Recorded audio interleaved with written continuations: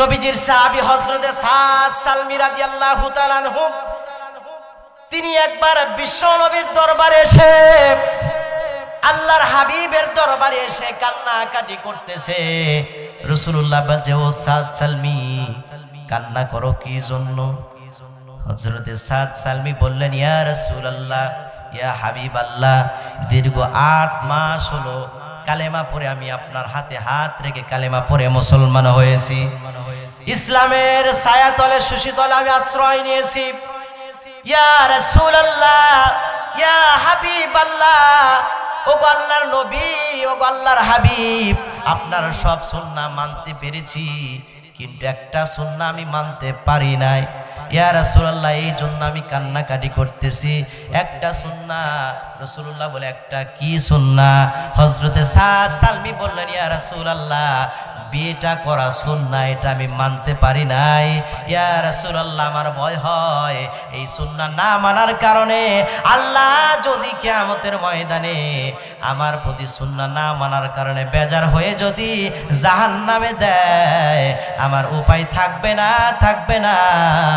ইয়া রাসূলুল্লাহ, ইয়া হাবিবাল্লাহ, আমি মদিনার ভিতরে এমন একটা কালো সাহাবী, আমার চেহারা সুরত ভালো না, সম্পদ নাই, টাকা পয়সা অর্থ সম্পদ নাই, চেহারা সুরত ভালো না, চেহারা ভালো না, অত্যন্ত কালো কুৎসিত চেহারা। ইয়া রাসূলুল্লাহ, মদিনার কোনো মেয়ে আমার সঙ্গে বিবাহ বসতে চায় না। ইয়া রাসূলুল্লাহ, ইয়া হাবিবাল্লাহ, এই জন্য আমি কান্নাকাটি করতেছি। আল্লাহর নবী, বিশ্ব নবী সাদ সালমীর কান্না শুনে বললেন, ওগো আমার সাহাবী, কেঁদো না, কেঁদো না, কেঁদো না। মদিনার সবচাইতে সুন্দরী নারী, মদিনার সবচাইতে সুন্দরী নারী আমর বিন ওয়াহাবের মেয়ের সঙ্গে তোমার সঙ্গে আমি রাসূল তার সঙ্গে বিবাহ বন্ধনে আবদ্ধ করে দিলাম। কোন সুবহানাল্লাহ, নারে তাকবীর, নারে তাকবীর। ও সাদ সালমী, কেঁদো না, চিন্তা করো না। মদিনার সবচাইতে ধনী আমর বিন ওয়াহাবের মেয়ের সঙ্গে হুরে মদিনা, তার একমাত্র মেয়ে হুরে মদিনার সঙ্গে তোমার বিবাহ বন্ধনে আবদ্ধ করে দিলাম। কোন সুবহানাল্লাহ। সাদ সালমী রাদিয়াল্লাহু তাআলা আনহু বিশ্বনবীর কথা শুনে খুশি হয়ে গেলেন। আল্লাহর হাবিব বলেন, ও সাদ সালমী, দেরি করো না, তাড়াতাড়ি, দেরি করো না, তাড়াতাড়ি, তাড়াতাড়ি আমর বিন ওয়াহাবের বাড়িতে চলে গিয়ে বলো, আমি রাসূল তোমাকে পাঠাইছি তার মেয়েকে বিবাহ বন্ধনে আবদ্ধ করার জন্য, বিবাহ দেওয়ার জন্য, বিবাহের প্রস্তাব নিয়ে রাসূল ঘটক হিসাবে আমাকে পাঠাইছে। মারহাবা। এই বিবাহের ঘটক কে? বিবাহের ঘটক কে? রাসূল কে? তুমি গিয়ে বলবা রাসূলুল্লাহ পাঠাইছে। হযরতে সাদ সালমী রাদিয়াল্লাহু তাআলা আনহু দেখেন, কথায় আছে, নদীর পানি ঘোলা ভালো, জাতের মেয়ে কি ভালো, আছে না নাই? এমন কথা আছে, কথা বলেন ঠিক কি? হযরতে সাদ সালমী রাদিয়াল্লাহু তাআলা আনহু বিশ্ব নবীর কাছে গিয়ে যখন বললে, বিশ্ব নবীর কথা শুনে আমর বিন ওয়াহাবের বাড়িতে গিয়ে বললেন, আমর বিন ওয়াহাবকে খুলে বললেন, রাসূলুল্লাহ সাল্লাল্লাহু আলাইহি সাল্লাম আপনাকে পাঠাইছে, আপনার একমাত্র মেয়ে হুরে মদিনাকে আমি বিবাহ করতে চাই। চেহারা সুরত ভালো না, সাদ সালমীর এত কুৎসিত চেহারা। আমর বিন ওয়াহাব কথা শুনে, সাদ সালমীর কথা শুনে রাগান্বিত হয়ে গেল। রাগান্বিত হয়ে অপমান করে সাদ সালমীকে বাড়ির থেকে বের করে দিল। বাড়ির থেকে বের হবার পর আমর বিন ওয়াহাব যখন ঘরের ভিতরে ঢুকলেন, ঘরের ভিতরে ঢোকার পর আমর বিন ওয়াহাবের মেয়ে হুরে মদিনা সাদ সালমী এবং তার পিতার সঙ্গে কি কথোপকথন হয়েছে সব কিছু ঘরের ভেতর থেকে শুনতে পেরেছে। কোন মারহাবা। মেয়েটা ঘরের ভিতর থেকে বাবা এবং রাসূলুল্লাহর সাহাবী, রাসূলুল্লাহ যে নিজে ঘটক হিসাবে রাসূলুল্লাহর সাহাবীকে সাদ সালমীকে যে পাঠাইছে, বাবার সঙ্গে তার সঙ্গে যে কথা হয়েছে, এটা তার মেয়ে হুরে মদিনা ঘরের ভিতর থেকে শুনতে পেয়েছে। মারহাবা। ঘরের ভিতর থেকে যখন শুনতে পেয়েছে, আমর বিন ওয়াহাব ঘরের ভিতরে চলে গেছে। ঘরের ভিতরে চলে যাবার পর হুরে মদিনা তার বাবাকে বলছে, আমর বিন ওয়াহাব বলছে, বাবা তুমি এই মুহূর্তে কার সঙ্গে কথা বলেছো তুমি কি জানো? এই মুহূর্তে কাকে তুমি অপমান করে বাড়ির থেকে বের করে দিয়েছো বাবা, তুমি কি জানো? ও বাবা, তুমি কি কত বড় বেয়াদবি করেছো বাবা, তুমি কি জানো? এই বিয়েতে যদি তুমি রাজি নাও থাকো, তোমার অখুশিতে, তোমার অজান্তে, তোমার অখুশিতে, অসন্তুষ্টিতে, যেহেতু রাসূলুল্লাহ সাল্লাল্লাহু আলাইহি সাল্লাম এই বিয়ের ঘটক হয়েছে, যদি ছেলের চেহারা খারাপ, যদি সাদ চালমে রাসূলুল্লাহর সাহাবীর চেহারা খারাপ, চেহারা সুরত ভালো না, আমি রাসূলুল্লাহর সাহাবী হযরতে সাদ সালমিকে বিবাহ করার জন্য আমি হুরে মদিনা সুন্দরী নারী আমি সন্তুষ্টি হয়ে গেলাম এবং রাজি হয়ে গেলাম। কোন সুবহানাল্লাহ। কত ব্যথা কত জ্বালা সয়েছো যে তুমি, তোমারি খুনে লাল তায়েফের ভূমি, ফেরেশতা এসে চায় শাস্তির হুকুম, লৌহে মাখা মুহাম্মদ প্রাণেতে হাসরাত, ইয়া আল্লাহ তুমি কবুল করো এ তায়েফবাসী, ওরা বোঝেনি তো আমি যে মুহাম্মদ, হৃদয়ে মুহাম্মদ, চেতনায় মুহাম্মদ,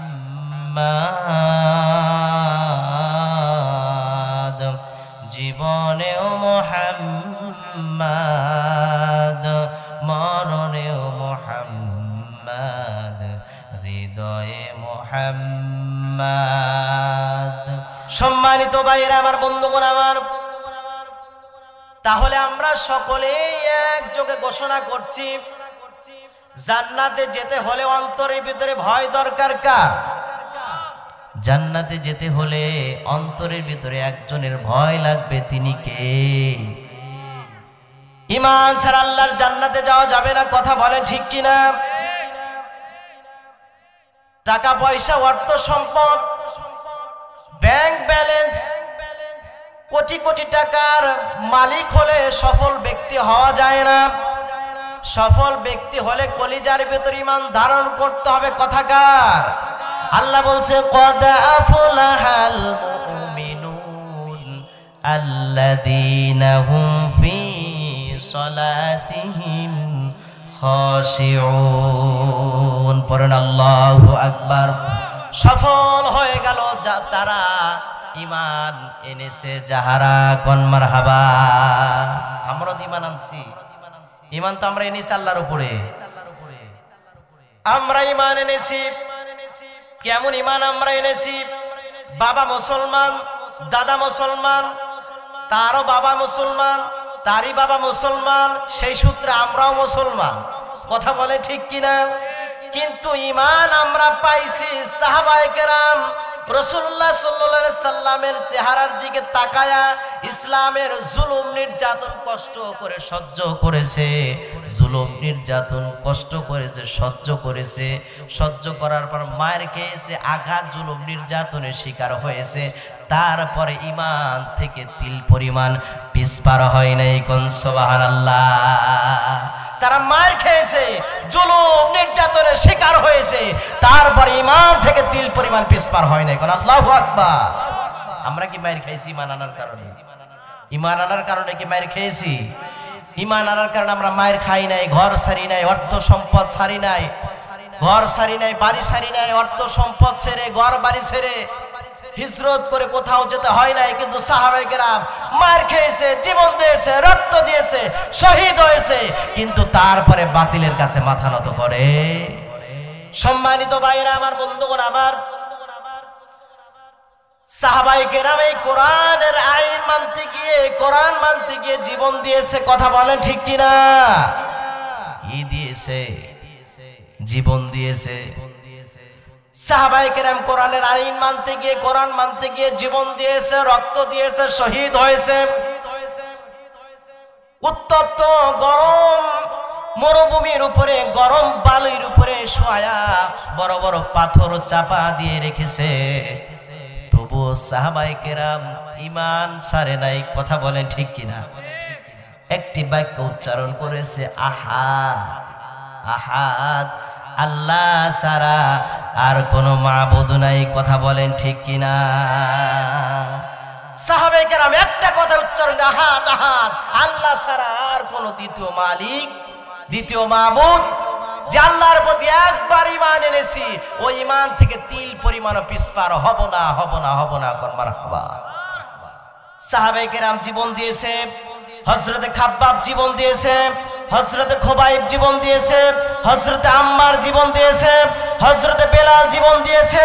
এই কোরআনের আইন মানতে গিয়ে, কোরআন মানতে গিয়ে, কোরআনের দাওয়াত প্রচার করতে গিয়ে ইব্রাহিম আলাইহিস সালামকে নমরুদের আগুনে পুড়তে হয়েছে।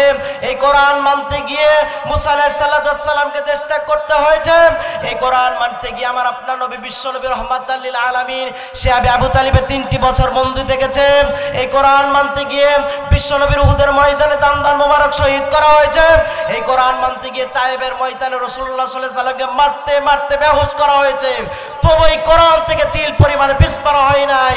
1400 বছর পূর্বে, আর 1400 বছর পূর্বে কোরআনের দাওয়াত দিতে গিয়ে নবী এবং রাসূলুল্লাহ নির্যাতিত নিষ্পিত হয়েছে। যে এই কারণে 1400 বছর পূর্বে হক্কানি আলেমরা কোরআনের দাওয়াত দিতে গিয়ে ফাঁসির কাস্টে চলেছে, ফাঁসি দিয়ে দুনিয়া থেকে বিদায় করে দিয়েছে। তারপরে তারা তিল পরিমাণে কোরআনের দাওয়াত থেকে পিছপা হয় নাই, কথা বলে ঠিক কিনা? এই কোরআনের আইন মানতে গিয়ে, কোরআনের রাজ কায়েম করার জন্য, কোরআনের রাজ বাস্তবায়ন করার জন্য যদি আমাদের জীবন দিতে হয়, যদি রক্ত দিতে হয়, যদি শহীদ হতে হয়, কারা কারা রাজি আছে? আল্লাহকে দেখায় দেয়।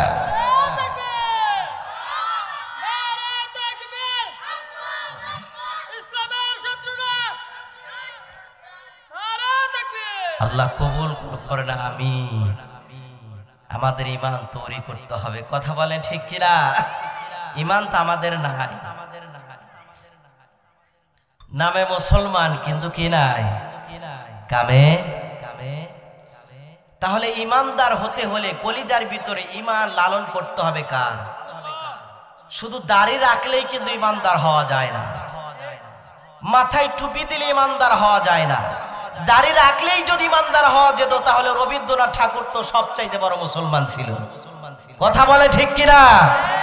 পাগড়ি বাঁধলেই যদি ঈমানদার হওয়া যেত তাহলে ভারতের মনমোহন সিং সব সময় মাথায় পাগড়ি বেঁধে থাকতো, তাহলে সেও তো মুসলমান।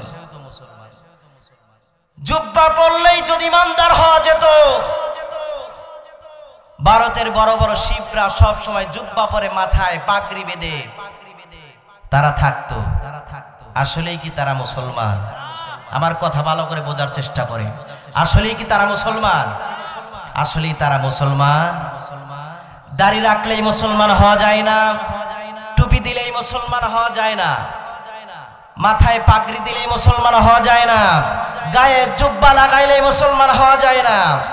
দাড়ি রাখার পরে, মাথায় পাগড়ি দেওয়ার পরে, শরীরে জুব্বা লাগানোর পরে রাসূলুল্লাহ সাল্লাল্লাহু আলাইহি সাল্লামের সাথে একসাথে নামাজ পড়েছে, একসাথে হজ করেছে, একসাথে ইফতার করেছে, একসাথে রাসূলুল্লাহ সাল্লাল্লাহু আলাইহি সাল্লামের সঙ্গে খানা খেয়েছে আব্দুল্লাহ বিন উবাই।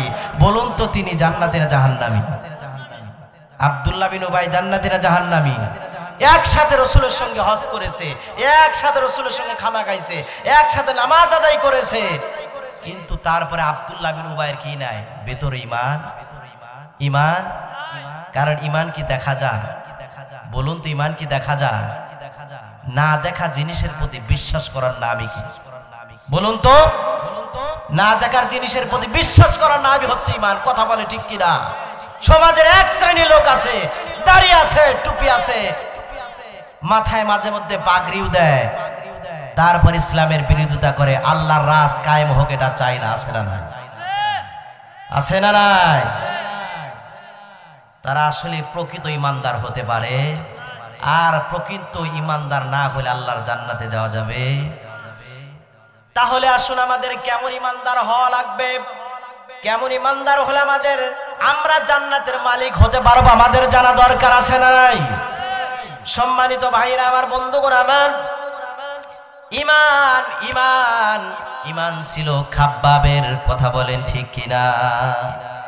হযরতে খাব্বাব রাদিয়াল্লাহু তাআলা আনহু ছোট্ট জীবনী শোনায় দেয়। হযরতে খাব্বাব রাদিয়াল্লাহু তাআলা আনহু কেমন ইমানদার ছিলেন।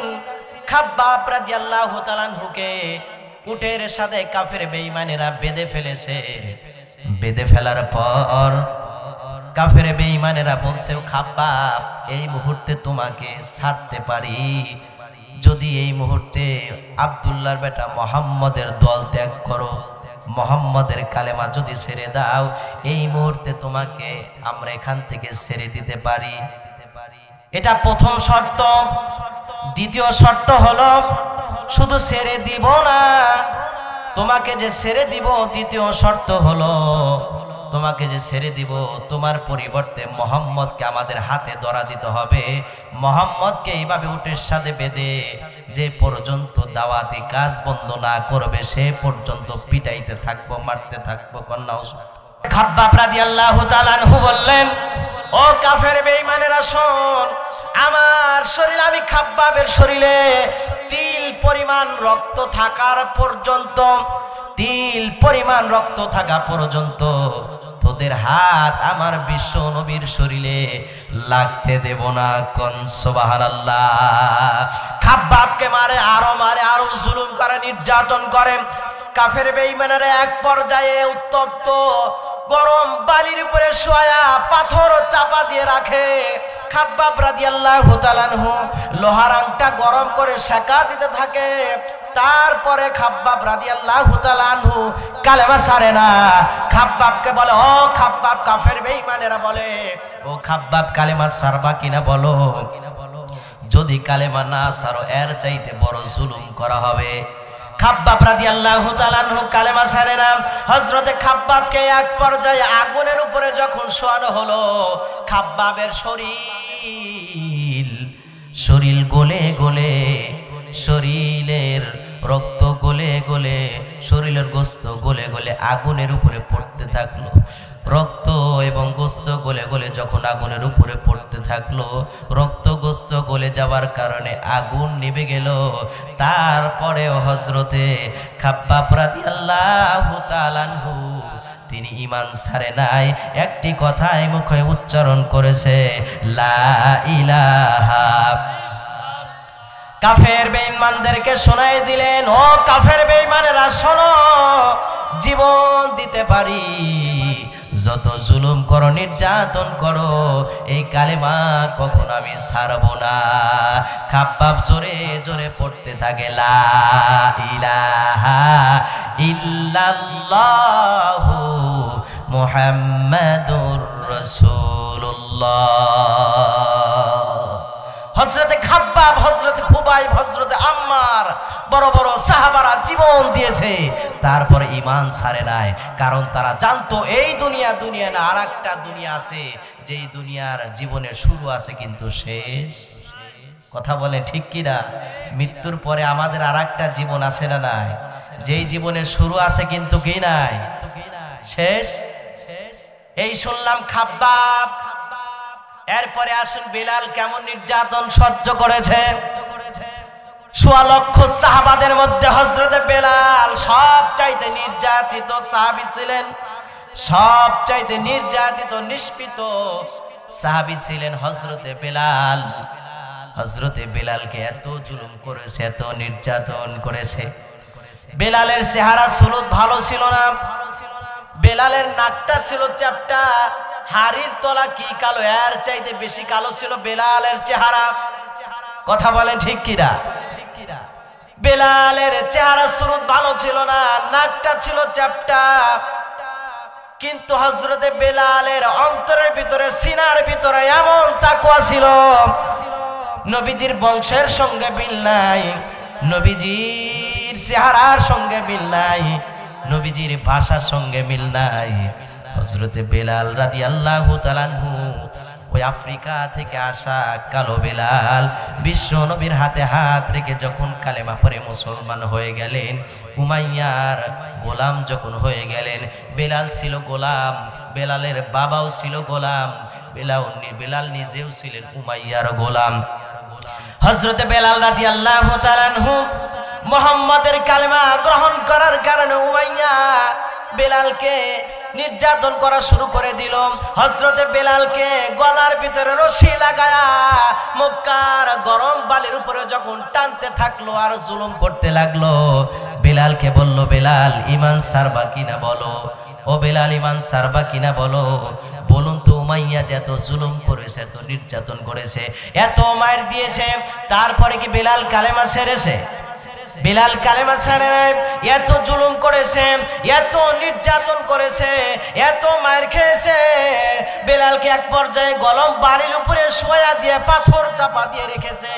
আর উমাইয়া বলেছে, বেলাল যদি এখন কালেমা ছাড়তে পারো তাহলে তোমাকে কান থেকে রক্ষা করব। বেলাল একটি কথায় উচ্চারণ করেছে, আহাদ আহাদ, যে আল্লাহর উপরে একবার ঈমান এনেছি ওই ঈমান থেকে তিল পরিমাণ পিছপা হব না। কোন সুবহানাল্লাহ। হে রাসূল তোমায় ভালোবাসি, অন্তরে শুধুই মুখে না, জান্নাতের আশায় নয় হে রাসূল, জাহান্নাম কেউ ডরি না। হে রাসূল তোমায় ভালোবাসি, অন্তরে শুধুই মুখে না, জান্নাতের আশায় নয় হে রাসূল, জাহান্নাম কেউ ডরি না। তোমায় পাবার আশায় মন ছুটে যায় মদিনা। কথা বলেন ঠিক কিনা? তোমায় পাবার আশায় মন ছুটে যায় মদিনা, এ আশিকে দিদার দাও না, আর দূরে থাকিও না। হে রাসূল তোমায় ভালোবাসি, অন্তরে শুধুই মুখে না, জান্নাতের আশায় নয় হে রাসূল, জাহান্নাম কেউ ডরি না। পরেন মারহাবা। সম্মানিত ভাইরা আমার, বন্ধুগণ আমার, তাহলে বেলালের মতো ঈমান আনা দরকার আছে না নাই? কারা কারা বেলালের মতো ঈমানদার হতে চান হাত তুলে দেখান। নারায়ে তাকবীর, নারায়ে তাকবীর। আল্লাহ আমাদের সকলের হাতকে কবুল করুক, পড়েন আমিন। সম্মানিত ভাইরা আমার, বন্ধুগণ আমার, আসলে ঈমান ছাড়া আল্লাহর জান্নাতে যাওয়া সম্ভব হবে? প্রকৃতপক্ষে একনিষ্ঠতাভাবে ঈমান আনতে হবে কার উপরে? কার উপরে? আল্লাহর উপর ঈমান আনতে হবে। আর রাসূলুল্লাহ সাল্লাল্লাহু আলাইহি সাল্লামকে জীবনের চাইতে বেশি ভালোবাসতে হবে। কথাকার কুল ইন কুনতুম তুহিব্বুনাল্লাহা ফাত্তাবিউনি ইউহিব্বুকুমুল্লাহ ওয়া ইয়াগফির লাকুম যুনুবাকুম ওয়াল্লাহু গফুরুর রহিম। আল্লাহ বলছে, তোমরা যদি আমি আল্লাহকে ভালোবাসতে চাও তাহলে রাসূলকে আগে ভালোবাসো। কথাকার আল্লাহর ভালোবাসা পেতে হলে রাসূলকে জীবনের চাইতে বেশি ভালোবাসতে হবে। কথাকার রাসূলুল্লাহকে ভালোবাসতে হলে, আল্লাহর ভালোবাসা পেতে হলে রাসূলের দেখানো পথ মত আদর্শ গ্রহণ করতে হবে। কথা বলেন ঠিক কিনা? রাসূলের আদর্শ গ্রহণ করতে হবে। রসুলের আদর্শ বাস্তবায়ন করতে হবে, রসুলের আদর্শ বাস্তবায়ন করে চলতে হবে, রসুলের আদর্শ অনুযায়ী চলতে হবে, রসুলের সুন্নাহ দাড়ি রাখতে হবে। কথা বলে ঠিক কিনা? রসুলের সুন্নাহ সবসময় মাথায় টুপি দিতে হবে, রসুলের সুন্নাহ সবসময়, রসুলের সুন্নাহ সবসময় সুন্নাহ, রসুলের সুন্নাহ সবসময় পাঞ্জাবি কিংবা জুব্বা পড়তে হবে, সুন্নাতি পোশাক পড়তে হবে। কথা বলেন ঠিক কিনা? এই সুন্নাহ কার? আওয়াজ দিতে পারেন, সুন্নাহ কার? সুন্নাহ কার? লিল্লাহে তাকবীর। সভাপতি সাহেবের আগমন। আজকের মাহফিলের পক্ষ থেকে, যুব সমাজের পক্ষ থেকে নারে তাকবীর। আল্লাহ আজকের মাহফিলের সম্মানিত সভাপতিকে কবুল করুক, পড়েন আমিন। আতা আল্লাহুম রাহু ওয়া বারাকাল্লাহু ফি হায়াতি, বলেন আমিন। আল্লাহ সভাপতি সাহেবের নেক হায়াত দান করুক, পড়েন আমিন। সম্মানিত ভাইয়েরা আমার, বন্ধুগণ আমার, তাহলে রসুলুল্লাহর সুন্নাহ মানতে হবে। কথা বলে ঠিক কিনা? আল্লাহর ভালোবাসা পেতে হলে রসুলকে আগে ভালোবাসতে হবে। কথা শিখিয়ে দিয়েছেন কে? রসুলের সুন্নাহ দাড়ি রাখা। কথা কন ঠিক কিনা? রসুলের সুন্নাহ মাথায় টুপি দেওয়া, রসুলের সুন্নাহ সুন্নাতি লেবাস পরা। কথা বলেন ঠিক কিনা? রসুলের সুন্নাহ খাওয়ার শেষে মিষ্টি খাওয়া, রসুলের সুন্নাহ রসুলের জন্য, ইসলামের জন্য জীবন দেওয়া। কথা কন ঠিক কিনা? খাবার শেষে মিষ্টি খাওয়ার সুন্নাহ সকলেই জানি, কিন্তু দিন কায়েমের আন্দোলনের সংগ্রাম, চেষ্টা প্রচেষ্টা যখন বলে জান এবং মাল দিয়ে সংগ্রাম করতে হবে, তখন এক শ্রেণীর নামাজি আছে, এক শ্রেণীর মুসল্লি আছে, এক শ্রেণীর মুসলমান আছে, তখন তারা অগ্রসর হয় না। কথা বলেন ঠিক কিনা? সম্মানিত ভাইরা আমার, বন্ধুগণ আমার, তাহলে রাসূলুল্লাহর ভালোবাসা ছাড়া আল্লাহর ভালোবাসা পাওয়া যাবে না। কথা শিখিয়ে দিয়েছেন কে? রাসূলুল্লাহ সাল্লাল্লাহু আলাইহি সাল্লামকে কেমন ভালোবাসা দিয়েছে সাহাবায়ে কেরাম। বাস্তব জীবনে কিছু কথা বললে আমরা বুঝতে পারবো নবীজির সাহাবী সাদ সালমি কি নাম? আওয়াজ দিয়ে পড়েন কি নাম? নবীজির সাহাবী হযরতে সাদ সালমি রাদিয়াল্লাহু তাআলা আনহু, তিনি একবার বিশ্ব নবীর দরবারে এসে, আল্লাহর হাবিবের দরবারে এসে কান্নাকাটি করতেছে। রাসূলুল্লাহ বলছে, ও সাদ সালমি, কান্না করো কি জন্য?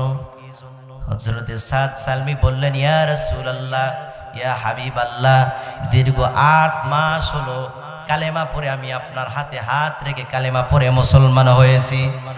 ইসলামের ছায়াতলে, সুশীতলে আমি আশ্রয় নিয়েছি। ইয়া রাসূলুল্লাহ, ইয়া হাবিবাল্লাহ, ও আল্লাহর নবী, ও আল্লাহর হাবিব, আপনার সব সুন্নাহ মানতে পেরেছি, কিন্তু একটা সুন্নাহ আমি মানতে পারি নাই। ইয়া রাসূলুল্লাহ, এই জন্য আমি কান্নাকাটি করতেছি। একটা সুন্নাহ। রাসূলুল্লাহ বলে, একটা কি সুন্নাহ? হযরতে সাদ সালমি বললেন, ইয়া রাসূলুল্লাহ, বিয়েটা করা সুন্নাহ, এটা আমি মানতে পারি নাই। ইয়া রাসূলুল্লাহ, আমার ভয় হয় এই সুন্নাহ না মানার কারণে আল্লাহ যদি কিয়ামতের ময়দানে আমার প্রতি সুন্নাহ না মানার কারণে বেজার হয়ে যদি জাহান্নামে দেয়, আমার উপায় থাকবে না, থাকবে না। ইয়া রাসূলুল্লাহ, ইয়া হাবিবাল্লাহ, আমি মদিনার ভিতরে এমন একটা কালো সাহাবী, আমার চেহারা সুরত ভালো না, সম্পদ নাই, টাকা পয়সা অর্থ সম্পদ নাই, চেহারা সুরত ভালো না, চেহারা ভালো না, অত্যন্ত কালো কুৎসিত চেহারা। ইয়া রাসূলুল্লাহ, মদিনার কোনো মেয়ে আমার সঙ্গে বিবাহ বসতে চায় না। ইয়া রাসূলুল্লাহ, ইয়া হাবিবাল্লাহ, এই জন্য আমি কান্নাকাটি করতেছি। আল্লাহর নবী, বিশ্ব নবী সাদ সালমির কান্না শুনে বললেন, ওগো আমার সাহাবী, কেঁদো না, কেঁদো না, কেঁদো না। মদিনার সবচাইতে সুন্দরী নারী, মদিনার সবচাইতে সুন্দরী নারী আমর বিন ওয়াহাবের মেয়ের সঙ্গে তোমার সঙ্গে আমি রাসূল তার সঙ্গে বিবাহ বন্ধনে আবদ্ধ করে দিলাম। কোন সুবহানাল্লাহ, নারে তাকবীর, নারে তাকবীর। ও সাদ সালমি, কেঁদো না, চিন্তা করো না। মদিনার সবচাইতে ধনী আমর বিন ওয়াহাবের মেয়ের সঙ্গে হুরে মদিনা, তার একমাত্র মেয়ে হুরে মদিনার সঙ্গে তোমার বিবাহ বন্ধনে আবদ্ধ করে দিলাম। কোন সুবহানাল্লাহ। সাদ সালমি রাদিয়াল্লাহু তাআলা আনহু বিশ্বনবীর কথা শুনে খুশি হয়ে গেলেন। আল্লাহর হাবিব বলেন, ও সাদ সালমি, দেরি করো না, তাড়াতাড়ি, দেরি করো না, তাড়াতাড়ি, তাড়াতাড়ি আমর বিন ওয়াহাবের বাড়িতে চলে গিয়ে বলো, আমি রাসূল তোমাকে পাঠাইছি তার মেয়েকে বিবাহ বন্ধনে আবদ্ধ করার জন্য, বিবাহ দেওয়ার জন্য, বিবাহের প্রস্তাব নিয়ে রাসূল ঘটক হিসাবে আমাকে পাঠাইছে। মারহাবা। এই বিবাহের ঘটক কে? বিবাহের ঘটক কে? রাসূল কে? তুমি গিয়ে বলবা রাসূলুল্লাহ পাঠাইছে। হযরতে সাদ সালমি রাদিয়াল্লাহু তাআলা আনহু দেখেন কথায় আছে, নদীর পানি ঘোলা ভালো, জাতের মেয়ে কি ভালো, আছে না নাই? এমন কথা আছে, কথা বলেন ঠিক কি? হযরতে সাদ সালমি রাদিয়াল্লাহু তাআলা আনহু বিশ্ব নবীর কাছে গিয়ে যখন বললে, বিশ্ব নবীর কথা শুনে আমর বিন ওয়াহাবের বাড়িতে গিয়ে বললেন, আমর বিন ওয়াহাবকে খুলে বললেন, রাসূলুল্লাহ সাল্লাল্লাহু আলাইহি সাল্লাম আপনাকে পাঠাইছে, আপনার একমাত্র মেয়ে হুরে মদিনাকে আমি বিবাহ করতে চাই। চেহারা সুরত ভালো না, সাদ সালমির এত কুৎসিত চেহারা। আমর বিন ওয়াহাব কথা শুনে, সাদ সালমির কথা শুনে রাগান্বিত হয়ে গেল। রাগান্বিত হয়ে অপমান করে সাদ সালমিকে বাড়ির থেকে বের করে দিল। বাড়ির থেকে বের হবার পর আমর বিন ওয়াহাব যখন ঘরের ভিতরে ঢুকলেন, ঘরের ভিতরে ঢোকার পর আমর বিন ওয়াহাবের মেয়ে হুরে মদিনা সাদ সালমি এবং তার পিতার সঙ্গে কি কথোপকথন হয়েছে সব কিছু ঘরের ভেতর থেকে শুনতে পেরেছে। কোন মারহাবা। মেয়েটা ঘরের ভিতর থেকে বাবা এবং রাসূলুল্লাহর সাহাবী, রাসূলুল্লাহ যে নিজে ঘটক হিসাবে রাসূলুল্লাহর সাহাবীকে সাদ সালমিকে যে পাঠাইছে, বাবার সঙ্গে তার সঙ্গে যে কথা হয়েছে, এটা তার মেয়ে হুরে মদিনা ঘরের ভিতর থেকে শুনতে পেয়েছে। মারহাবা। ঘরের ভিতর থেকে যখন শুনতে পেয়েছে, আমর বিন ওয়াহাব ঘরের ভিতরে চলে গেছে। ঘরের ভিতরে চলে যাবার পর হুরে মদিনা তার বাবাকে বলছে, আমর বিন ওয়াহাব বলছে, বাবা তুমি এই মুহূর্তে কার সঙ্গে কথা বলেছো তুমি কি জানো? এই মুহূর্তে কাকে তুমি অপমান করে বাড়ির থেকে বের করে দিয়েছো বাবা, তুমি কি জানো? ও বাবা তুমি কি কত বড় বেয়াদবি করেছো বাবা, তুমি কি জানো? এই বিয়েতে যদি তুমি রাজি নাও থাকো, তোমার অখুশিতে, তোমার অজান্তে, তোমার অখুশিতে, অসন্তুষ্টিতে, যেহেতু রাসূলুল্লাহ সাল্লাল্লাহু আলাইহি সাল্লাম এই বিয়ার ঘটক হয়েছে, যদি ছেলের চেহারা খারাপ, যদি সাদ সালমি রাসূলুল্লাহর সাহাবীর চেহারা খারাপ, চেহারা সুরত ভালো না, আমি রাসূলুল্লাহর সাহাবী হযরতে সাদ সালমিকে বিবাহ করার জন্য আমি হুরে মদিনা সুন্দরী নারী আমি সন্তুষ্টি হয়ে গেলাম এবং রাজি হয়ে গেলাম। কোন সুবহানাল্লাহ। কেমন মেয়ে এমন কি বর্তমান সমাজে খুঁজে পাওয়া যাবে? যাবে কি? মেয়েরা শুধু খোঁজে যেই হুজুরের দাড়ি নাই, কথা কন ঠিক কিনা? যেই লোকের দাড়ি নাই সেই লোকের সঙ্গে, সেই যুবকের সঙ্গে মেয়েরা বিবাহ বসতে খুব খুশি, কথা বলে ঠিক কিনা? মেয়েরা কিন্তু হুজুর মানুষের সঙ্গে বিবাহ বসতে চায় না। কথা কি ভুল বললাম ভাই? হুজুর যারা তাদের সঙ্গে বিবাহ বসতে চায় না। ওই যে পাং পঙ্গিকু পার্কে নিয়ে বেড়াইতে পারবে না, ঘুরতে পারবে না, মকন্দকাদি বাজারে নিয়ে যেতে পারবে না, চাইনাবাদে নিতে পারবে না, উল্লাপাড়া চড়ই মরই নিয়ে ঘুরাইতে পারবে না। এই জন্য এক শ্রেণীর মহিলা আছে, এক শ্রেণীর মেয়ে আছে, তারা হুজুরদের বিবাহ করতে রাজি হয় না। কথা বলেন ঠিক কিনা? আমি আপনাদেরকে বলতে চাই, যেই মেয়ে রসুলের সুন্নাহ মানতে চায় না, যেই মেয়ে রসুলের সুন্নাহকে পছন্দ করে না, আমি বলতে চাই কোনো মুসলমানের সন্তান ওই মেয়েকে বিবাহ করা যায় হবে না, হবে না, হবে না। কথা বলে ঠিক কিনা? সম্মানিত ভাইরা আমার, বন্ধুগণ আমার, তাহলে মদিনার মধ্যে সবচাইতে সুন্দরী নারীর নাম কি মনে আছে? নারীর নাম কি? হুরে মদিনা। হুরে মদিনা বাবার সঙ্গে কথা বললেন। আমর বিন ওয়াহাব ভুল করেছে, অনুতপ্ত হয়ে বিশ্ব নবীর দরবারে চলে গেলেন। গিয়ে বলি, ইয়া রাসূলুল্লাহ, ইয়া হাবিবাল্লাহ, ভুল হয়েছে, আপনার সাহাবীকে আমি রাগান্বিত হয়ে বাড়ির থেকে বের করে দিয়েছি। ইয়া রাসূলুল্লাহ, ইয়া হাবিবাল্লাহ, আমি বুঝতে পারি নাই এই মুহূর্তে আপনার সাহাবী সাদ সালমির সঙ্গে আমার সুন্দরী কন্যা হুরে মদিনার বিয়েতে আমিও রাজি হয়ে গেলাম। কোন সুবহানাল্লাহ। এবার বিয়ে হয়ে যাবে। সংক্ষেপে ঘটনা বলছি, ইতিহাস বলছে এবার বিয়ে হয়ে যাবে।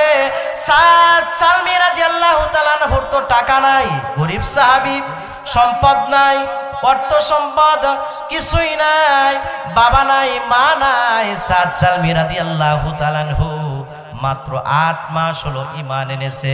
হযরতে সাদ সালমী রাদিয়াল্লাহু তাআলা আনহু তিনি বিবাহ করবেন, বিবাহের জন্য 600 দিরহাম ধার্য করা হলো। কত দিরহাম? কত দিরহাম? বাইরে একটু আওয়াজ দিতে পারেন। কত দিরহাম? কত দিরহাম? 600 দিরহাম ধার্য করা হলো। সাদ সালমীর তো কিছুই নাই, বিবাহ করবে কেমন করে? সাহাবারা মিলে সাদ সালমী রাদিয়াল্লাহু তাআলা আনহুকে সহযোগিতা করলেন। 600 দিরহাম জোগাড় করে দিলেন। 600 দিরহাম জোগাড় করে দিলেন। সাদ সালমী রাদিয়াল্লাহু তাআলা আনহু 600 দিরহাম নিয়ে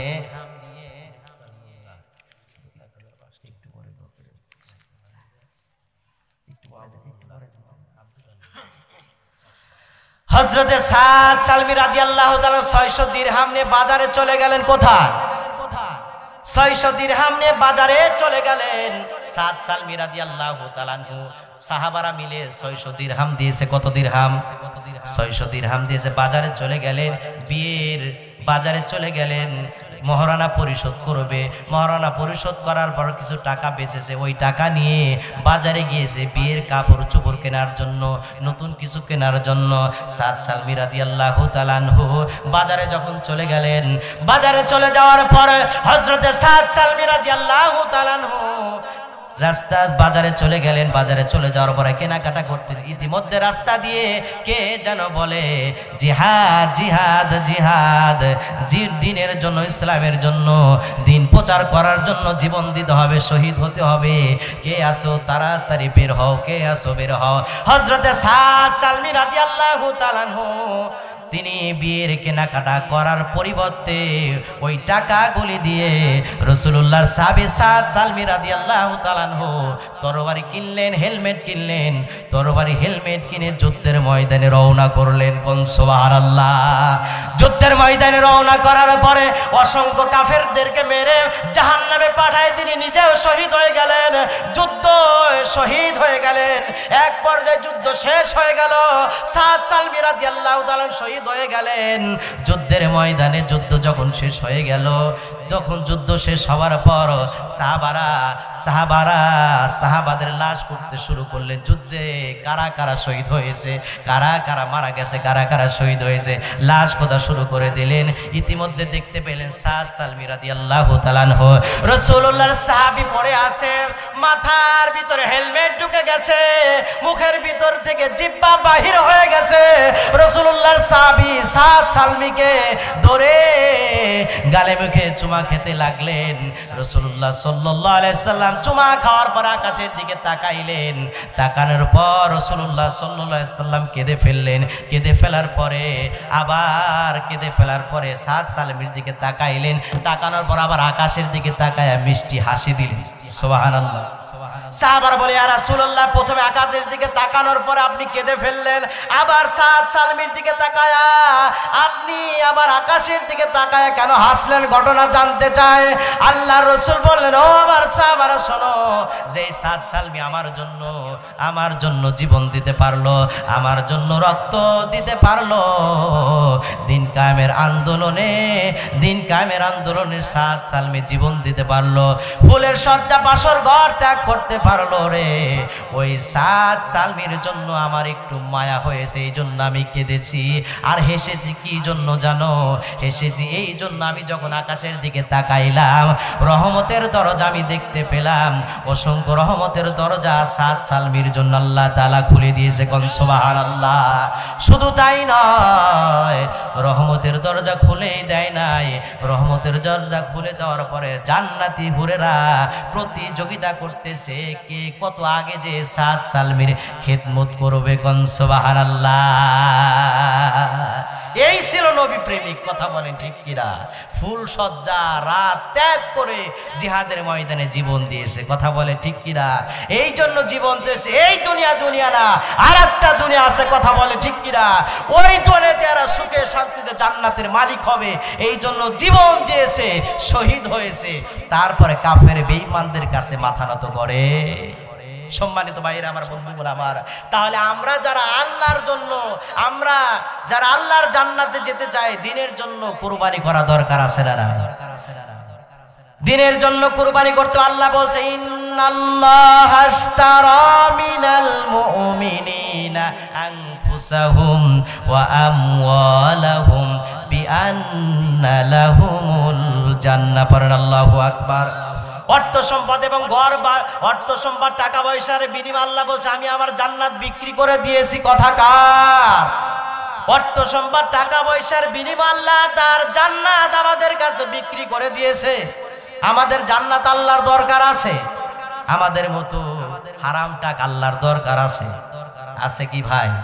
আল্লাহ তাআলা বান্দার তাকওয়া দেখে, আল্লাহ তাআলা বান্দার দিল দেখবে, তাকওয়া দেখবে। চেহারার দিকে তাকায়া, অর্থ সম্পদের দিকে তাকায়া আল্লাহ জান্নাত দেবে না, আল্লাহ দেখবে অন্তরটা, দিলটা। কথা বলেন ঠিক কিনা? সম্মানিত ভাইরা আমার, বন্ধুগণ আমার, তাহলে আমরা আল্লাহর জান্নাতে যেতে হলে জাল মাল দিয়ে কুরবানি করতে হবে। কার রাস্তা? কার রাস্তা বলুন তো? আমরা যারা এখানে আছি, মসজিদের জন্য আজকে মাহফিল। কিসের জন্য? মসজিদের জন্য মাহফিল। রাসূলুল্লাহ বলেছে, মানুষ যখন মারা যায় সব আমলের দরজা বন্ধ হয়ে যায়, তিনটি আমলের দরজা জারি থাকে। ইজা মাতাল ইনসানি ইনকাতা আনহু আমালুহু ইল্লা মিন সালাসাতিন সাদাকাতিন আও জারিয়াতিন আও ইলমিন আনফতাহু বিহি আও ওয়ালাদিন সালিহিন ইয়াদউলা। রাসূলুল্লাহ বলেছে, মানুষ যখন মারা যায় সব আমলের দরজা বন্ধ হয়ে যায়, তিনটি আমলের দরজা চালু থাকে। তার মধ্যে একটি হচ্ছে মসজিদের জন্য, মাদ্রাসার জন্য সদকায়ে জারি হিসেবে যারা আল্লাহর রাস্তায় যারা দান করে থাকে, ওই মসজিদ এবং মাদ্রাসা যারা বানায় টাকা দিয়ে, ওই টাকার মসজিদ মাদ্রাসা যতদিন থাকবে ততদিন ওই বান্দার আমল নামে আল্লাহ তাআলা সদকায়ে জারিয়া হিসাবে নেকি ঢুকায়া দেবে। কোন সুবহানাল্লাহ। মসজিদ বানানোর জন্য, মসজিদ সুসজ্জিত করার জন্য, মসজিদকে ভালো করার জন্য, মসজিদকে সুন্দর করার জন্য আজকের এই মাহফিল। কথা বলে ঠিক কিনা? আজকের এই মাহফিল দিয়েছে মসজিদ সুন্দর করার জন্য, এই মসজিদের জন্য, এই মসজিদের জন্য। এমন কেউ কি আছেন